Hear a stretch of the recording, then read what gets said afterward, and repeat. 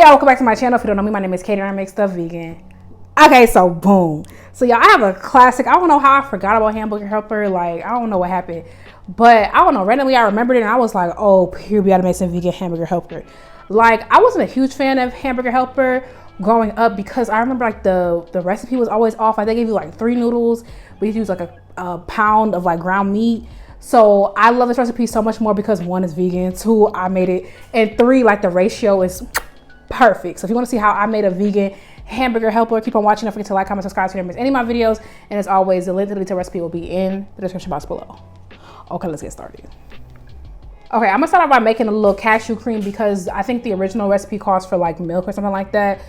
And I was like, why don't I like up it a notch, you know, make it a little bit more savory, make it a little bit more decadent, because like plant milk is just like water. And I was like, I don't know if I want it to be my story. I don't know if I want it to be my ministry. So I'm making a cashew cream. I use cashew cream for a lot of things. One of my favorite things to do, sidebar while I whip this up, is I use it as a base for an Alfredo. You literally have Alfredo. Hello, calm down, slow down. You literally can have Alfredo in like 10 minutes. You use this cashew cream, like my standard like base, and then you add you some vegan Parmesan. I like to use the one from Trader Joe's. There you go. And yeah, I keep it in my fridge. I got the rest of it in my fridge right now. We move. Okay, so I blended up a 1/4 cup of cashews, like they don't have to be whole ones. I like to buy the pieces when like I want to do something a little bit cheaper. This has to be raw. Don't get roasted, don't get salted. I mean, I wouldn't, you shouldn't. And I soaked them overnight, but you don't have to do that. Like until they're soft. I blended it up with some almond milk and some nutritional yeast and a little bit of salt. And that's it. Okay, so everything else is in one pot. Now, if you are Italian, calm down, okay? Because this is a 1-pot meal type situation. So you're gonna see some things, viewer discretion is advised if you're Italian, okay? So you can use half an onion. I love onions, so I'm gonna use a whole half. I didn't have any bell pepper. I realized that too late, so I'm using like these fire roasted whatever from Trader Joe's, but just use a bell pepper. Some minced garlic because I was feeling lazy. I didn't feel like chop. And I had some green seasoning in my freezer. I didn't label it, so I didn't know if it was sofrito or if it was a piece. But either way, it just added another dimension of flavor. Okay, I'm gonna add my impossible meat. I only use half a pack because I don't like leftovers, and well, sometimes I do, but I didn't want a whole bunch of this. Like I didn't want a whole bunch.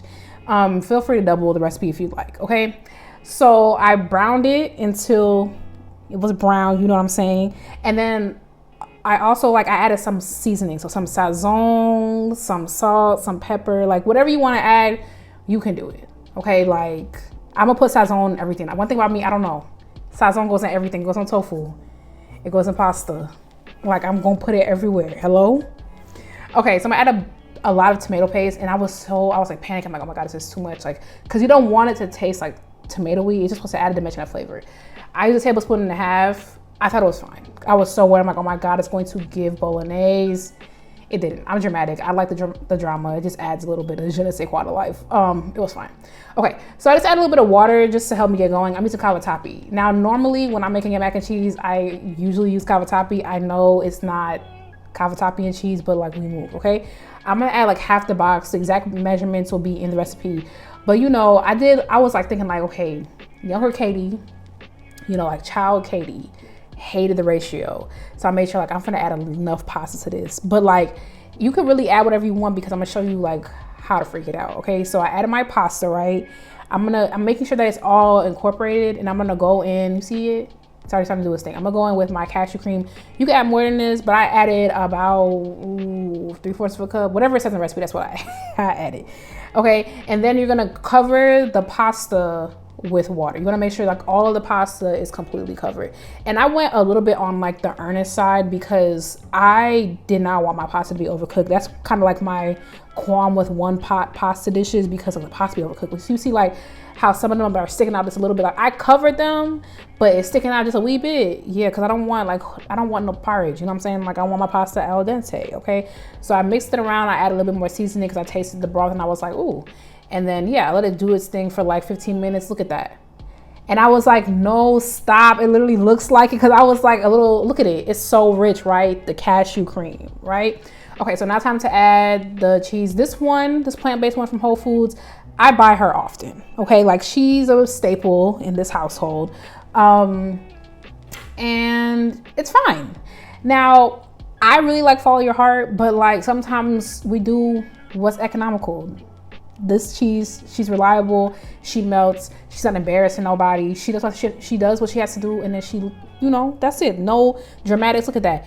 It tastes like Hamburger Helper, and I have not had Hamburger Helper since I was a child. Like literally, I did not make it in college. I don't think. Like, it tasted like it just unlocked a memory. Oh my God, are we turning on all that too? Like, be serious. It was so good. It came out so good. Let me know if you try it. Let me know if you ate Hamburger Helper. Like, let me know what your favorite flavor was. Like, I used to like the Alfredo one too, but like, again, not enough noodles. But anyway, let me know what you think. Thank you for watching. If you made it this far in the video, let me know what you want me to make next. Thank you for watching, and I will catch you in the next one. Watch more stuff while you here. You here, right? Period.